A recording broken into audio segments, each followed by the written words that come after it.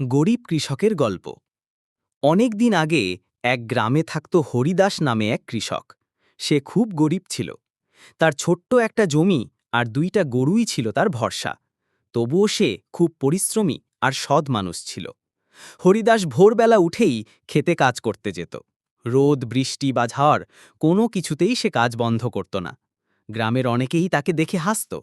কেউ কেউ বলতো, এত খেটে কি লাভ, তবুও তো তুমি গরিবই। কিন্তু হরিদাস এসব কথায় কান দিত না। সে ভাবত, আমি পরিশ্রম করলে একদিন ভালো কিছু হবেই।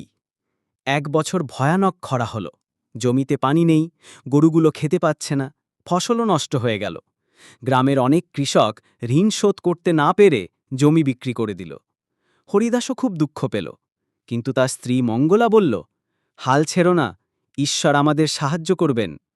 তখন হরিদাস অন্য কাজ শুরু করল। সে রাতে বাঁশ কেটে ঝুড়ি বানাত, বাজারে বিক্রি করত। কখনো আবার সবজি কিনে এনে বিক্রি করত। খুব কষ্ট হলেও সে সংসার চালিয়ে নিল। পরের বছর বৃষ্টি ভালো হলো। হরিদাস আবার জমিতে ধান আর সবজি ফলাল। এবার তার ফসল দারুণ হলো। সে বাজারে বিক্রি করে অনেক টাকা পেল।